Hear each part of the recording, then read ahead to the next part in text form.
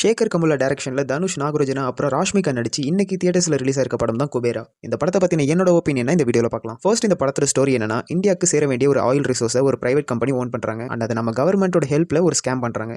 இந்த ஸ்கேமில் கவர்மெண்ட்டுக்கு பணத்தை ட்ரான்ஸ்ஃபர் பண்ணுறதுக்காக ஒரு இன்டெலிஜென்ட்டான ஆன்வேலுன்னு தீபக் அப்படிங்கிற ஒரு சிபிஐ ஆஃபீஸரை ஹையர் பண்ணுறாங்க. ஆனால் அவர் எவ்வளோ நேர்மையாக இருந்தும் நம்ம சிஸ்டமால் பண்ணாத தப்புக்கு ஜெயிலில் இருக்காரு.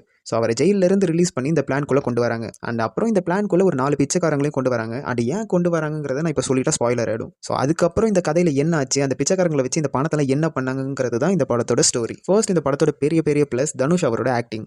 மனுஷன் என்னமா நடிச்சிருக்காருங்க. நிஜமா இவ்வளோ ஃபேன் ஃபாலோயிங் இருக்கிற எந்த ஆக்டருமே இப்படி ஒரு ரோலை கண்டிப்பாக பண்ண மாட்டாங்க. ஒரு சின்ன சீன் சொல்கிறேன். தனுஷ் அவர்கள் திருப்பதியில் பிச்சை எடுத்துட்டு இருப்பாரு. அவர் இந்த ஸ்கேம்காக காரில் கூட்டிட்டு போவாங்க. அப்போ அவரோட ஸ்மெல் மற்றவங்களுக்கு பிடிக்காம சென்ட் அடிப்பாங்க. அப்போ அந்த சென்ட்டை ஸ்மெல் பண்ணிட்டு மனுஷன் ஒரு ரியாக்ஷன் கொடுப்பாரு பாருங்க.